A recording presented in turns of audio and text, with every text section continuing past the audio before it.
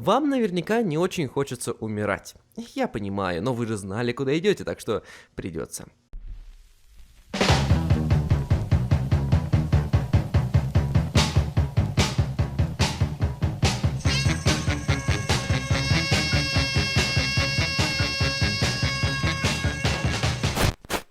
Даже ребенок знает, что на пустошах долго не живут, и причин этому бывает несколько. Заражение радиацией, голод, обезвоживание и, конечно же, пуля в лоб. Про 3 первых пункта в рамках вселенной Fallout вы знаете больше меня, поэтому сегодня я расскажу только про последний. Точнее, про тех, кто эту пулю вам с радостью обеспечит. Про рейдеров. Про вполне конкретных рейдеров. Все мародеры послевоенной Америки убивают, грабят, насилуют и даже каннибалят, но не у всех история столь запутанная, как у гадюк. Чуть больше 2 лет назад я рассказывал про убежище 15, особо акцентировав внимание на тех, кто из него вышел. 3 из групп, сказал я, стали рейдерами, и лишь 1 стала жить мирно. А мирно как-нибудь в следующий раз. Гадюки из тех, кого ничего не сдерживает. Убежище, как извращенный образец мирного существования, в самой своей идее содержит пугающую мысль. Ну о чем это я? Давайте к рассказу.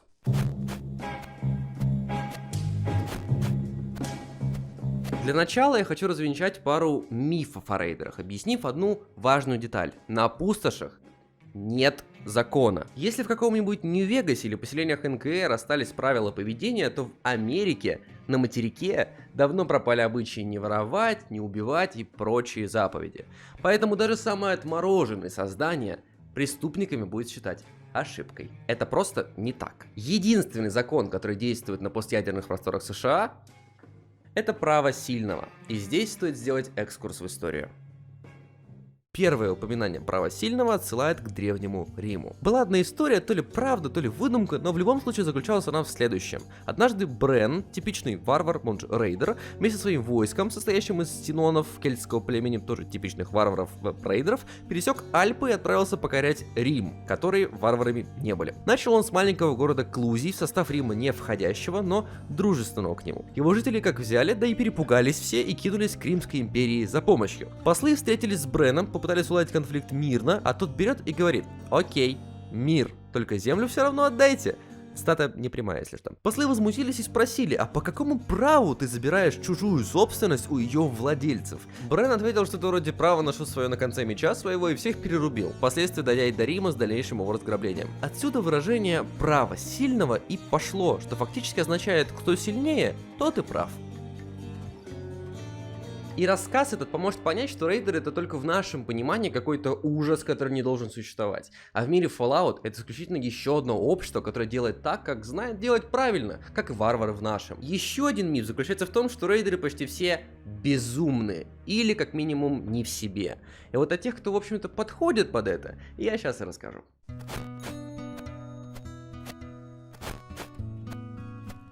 Напоминаю, что эксперимент в 15-м пошел не по плану сразу в нескольких смыслах. Во-первых, народу было больше, чем в других убежищах, в этом и суть эксперимента. Во-вторых, все они были кардинально разных идеологий. И, наконец, в-третьих, этот самый эксперимент жители послали на 3 веселых буквы и продержались в таком составе аж целых 64 года.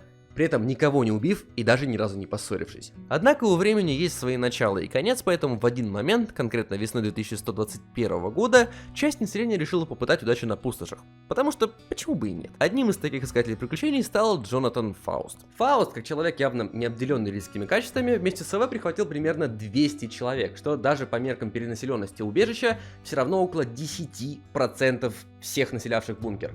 Что, если проще, немало. Оставшиеся тоже долго не думая разделились на какие-то свои группы. О них я еще успею рассказать в следующих выпусках, там тоже интересно. Ну а компания Фауста, для удобства назову их отчаянными, незадолго после выхода из убежища наткнулась на пустынный оазис, в центре которого была здоровенная яма, метров 12 глубиной. За неимением выбора из-за банальной опасности нахождения в пустыне было принято решение разбить на этом месте лагерь, да и поднабраться сил. Пока основная часть команды занималась установкой палаток, предводитель отчаянных Фауст занимался удовлетворением собственного любопытства, то есть глядел прямиком в яму. Да так увлекся, что когда его окликнул кто-то из отряда, перепугался и свалился прямиком в яму. Половину пути вниз он прокатился на спине, а еще одну половину летел в свободном падении, после которого приземлился в темноту. Результатом таких пируэтов стал протяжный крик, от которого у тех, кто был на поверхности, кровь застыла в жилах, а также удовлетворенное любопытство. Потому что внизу, как оказалось, жили гигантские норные гадюки. Крик быстро оборвался, и отчаянных оглушила тишина. Стало очевидно, что внизу не случилось ничего хорошего. Через некоторое время отошедшие от шока 3 смельчака пытались Фауста вытащить, но повторили его судьбу, и больше их никто не видел. Выходцы из 15-го, до этого жившие в более-менее комфортных условиях бетонных стен, остались без еды, воды, лидера, да еще только на первый взгляд посреди безжизненной пустыни. Худшего сценария нарочно не придумаешь, но у них еще и под боком кратер, в глубине которого живет какой-то ужас, пожирающий людей. Однако решение хотя бы для одной из проблем нашлось довольно быстро, в виде брезента, которым яму просто накрыли. А потом еще и копья понатыкали. Но этого было бы совсем мало, поэтому кто-то подал умную идею, и сам лагерь сдвинули как можно дальше. Люди до сих пор не знали, что их ожидает внутри этого кратера, да и вообще вокруг них, но хотя бы какое-то подобие безопасности было, и это обнадеживало. Однако в рядах отчаянных пошли разговоры. Кто-то предлагал вместо того, чтобы сидеть и надеяться на случай, присоединиться к другим вышедшим, может у них дела обстоят куда лучше. Кто-то предлагал вернуться назад в убежище, потому что, так намного проще. А кто-то ратовал за идеи Фауста. Однако никто, кроме непосредственного пребывания в лагере, ничего не делал. Так прошло 4 дня. Почти все либо умирали, либо уже умерли. Те, кто были заражены радиацией, были слишком слабы, чтобы, в принципе жить. А те, кто выжили и каким-то чудом стояли на ногах, защищали поселение от чудищ, нападавших со всех сторон. Еще через 3 дня, когда отчаянные стали отчаявшимися, кто-то в лагере наконец понял, что пора собирать вещи, потому что здесь всех ждет только холодная, голодная, либо еще черт знает какая смерть.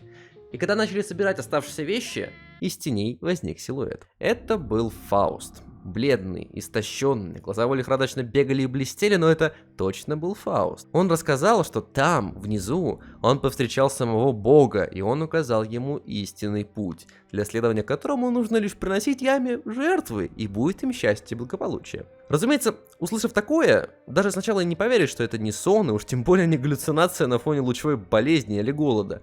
Но люди больше не поняли часть про жертвы яме и какой-то там истинный путь, поэтому резко засомневались в адекватности Фауста, которого давно уже успели похоронить. Да и перспектива умереть от голода стала почему-то резко привлекательнее, чем сбрасывание тебя в яму с последующим поеданием чем-то черт знает чем. Фауст сомневающихся, коих было подавляющее большинство, внимательно выслушал, свистнул, и из-за спины показались 2 огромные гадюки. На мгновение все затихли.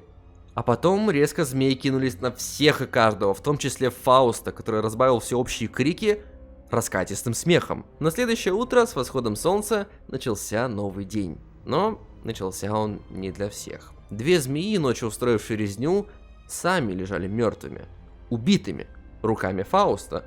Убита была и половина лагеря, другая же половина была при смерти из-за действующего змеиного яда, и до вечера многие не дотянули. Зато те, кто смогли это сделать, выжили. Всего из изначальных 200 человек осталось около 40 полубезумцев, и Фауст, иммунный к яду, который помог им спастись. Впоследствии эти события опишут как Великое Пробуждение, и легенда о спасении всех Великой Змеей ляжет в основу нового клана Гадюк. Яма станет их святыней, змеи из нее богами, а все остальные в этом мире богохульцами, не следующими извилистым пути Великой Змеи. А потому не зазорно и грабить и убивать, ведь кто они такие, чтобы не уважать Великую Змею.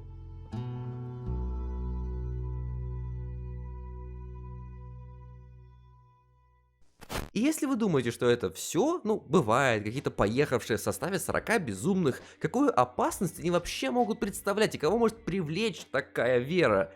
Ох, как вы ошибаетесь. Уже к зиме их силы и наглости стало настолько много, что они предприняли, вы не поверите, попытку захватить хаб. Он же главное торговое поселение всей Калифорнии. Правда, сделали они это на заре его создания, но в любом случае, сколько же попытка была смелая, столько же и неудачная, поэтому на следующие 20 с лишним лет гадюки ушли на север копить силы. И делать это очень удачно, потому что своих адептов секта Великой Змеи выбирала не из жителей больших общин, ведь те-то еще и защищаться умеют, а из бедняк-караванщиков, действующих поодиночке, которых быстро превращали в рабов. К началу 50-х гадюки уже успели сменить лидера с Джонатана на Аспида Фауста, ведь бывший Великий Хранитель Змей стал слишком стар и слаб. Под предводительством Аспида, бывшего верховного жреца, а ныне самого великого хранителя змей, не переживайте, я еще про их социальное устройство расскажу, гадюки начинают с ощутимой уверенностью стоять на ногах. Смысл жить кочевнической жизнью не остается, поэтому чуть севернее хаба, вот по иронии, гадюки решили основать свою базу. И ясное дело почему, участников змеиной секты все больше, а жить им негде. Да и было бы чем такую ораву кормить. Вот нападения и стали учащаться. Да так громко шли бои, что даже из бункера было слышно.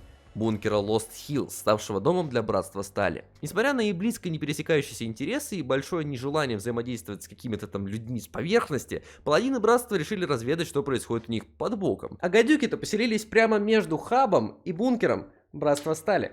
Какую опасность могут представлять грабители караванов, подумали ребята в силовой броне, заряжая лазерное оружие, и объявили учения, во главе которых встал на тот момент глава Братства Стали, а ныне, спойлер, лишь забытая страница истории, Мэксон II. Уже в ближайшие дни один из патрулей обнаружил гадюк, и, предвкушая легкую победу, паладины начали перестрелку. Но противник взял пришельцев хитростью и применил отравленные змеиным ядом стрелы, одна из которых попала точно в Мэксона, видимо, в стыке брони, отчего тот скончался на месте. Как мы понимаем, такая шалость со стороны гадюк не могла пройти мимо, потому ближайший месяц был посвящен полному истреблению рейдеров с лица земли.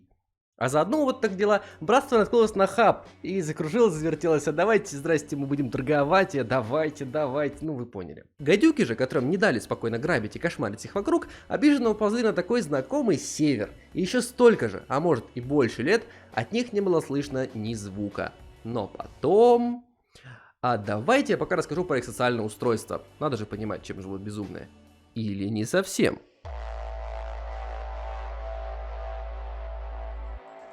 Не знаю, были ли у вас сомнения, но гадюки немного не в себе, однако насколько бы для нас это не выглядело как безумие или абсолютная непредсказуемость, для гадюк характерны такие знакомые нам вещи, как ритуалы и обряды. Первый ритуал, тот, кому не повезло родиться гадюкой, обязан пройти в день своего совершеннолетия. Все по стандарту для таких компаний. Какой-нибудь старец, обычно называемый просветленным шаманом или, как у гадюк, верховным жрецом, готовит настойку на основе яда норной гадюки.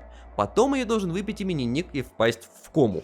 В лучшем случае дней на 7. Но если он умирает или проходит неделя, а он еще не проснулся, то простите, извините, но боги хотят кушать. Если же тому удается выжить, его называют воином змеи, теперь он должен грабить караваны, как и все остальные. Помимо этого есть и всеобщий прием какой-нибудь дряни. По традиции ее делают из жуткого количества алкоголя вперемешку с ядом. Выпивая это, гадюки впадают в транс, во время которого к ним приходит великая змея. Или передоз. Тут уж как попадет. Если попадет именно это, значит это только то, что ты великой змее не нравишься. К слову говоря о ней, я ведь так и не рассказал о классовой лестнице. Главный участник племени, очевидно, великий хранитель змей. И как мы знаем из легенды о Великом Пробуждении, он фактически стоит немножко выше самих змей. Ведь может брать их под свой контроль и имеет иммунитет к яду.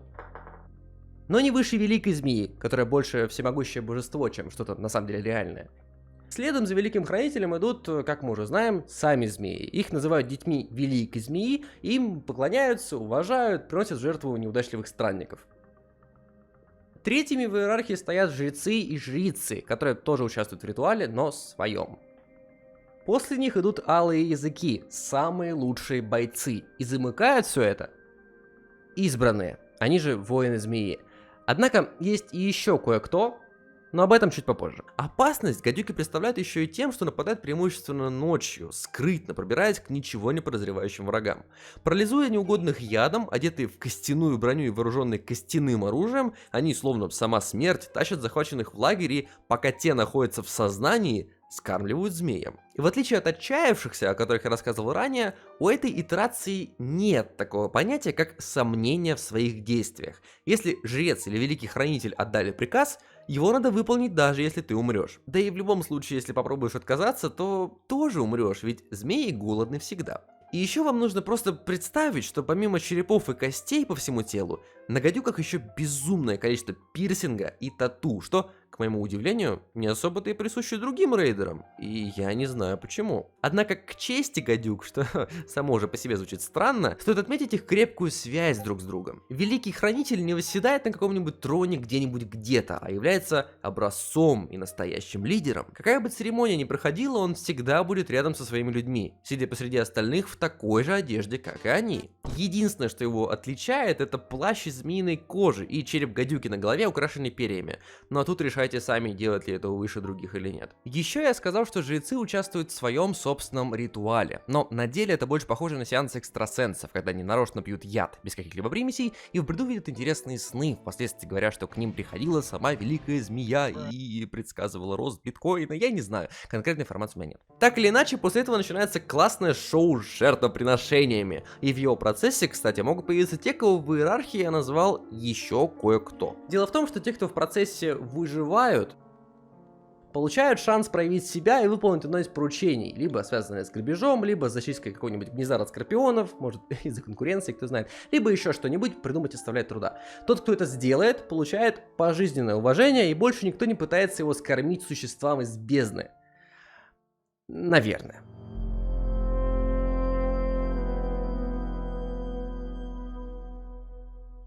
Вернемся ко времени после войны с Братством Стали. Ушедшие на север, лишенные культуры, традиций и всего того, что они создавали долгие годы своим трудом, со временем оставшиеся в живых осели в пустыне Мохаве. Там они пытались вернуть былую славу и занимались все тем же, что и раньше, но в следующем выпуске вы узнаете об этом подробней. Конкуренция между рейдерами около Нью-Вегаса сильнее, чем где-либо еще, а потому того, что у них было когда-то, вернуть не удалось. Что самое просто невероятно забавное во всей этой истории, так это НКР, ставшая главным врагом гадюк. Ведь именно новая Калифорнийская республика, сейчас в составе у нее десятки городов, миллион граждан и прочее, выросла из городка Shady Sands. Еще одних выходцев из убежища 15. Как раз тех, которые выбрали жить мирно. Теперь же их армия из десятков тысяч натренированных солдат на гадюках просто тренируется.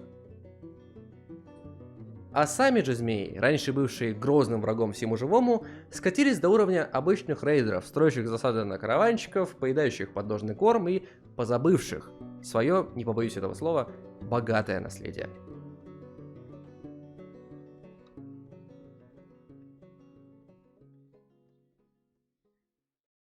Но как дела сложились у других выходцев из убежища 15? На этот вопрос я отвечу не сегодня, но... Я что-то говорил про пугающую мысль в идее убежищ. Как там было? Вспомнил!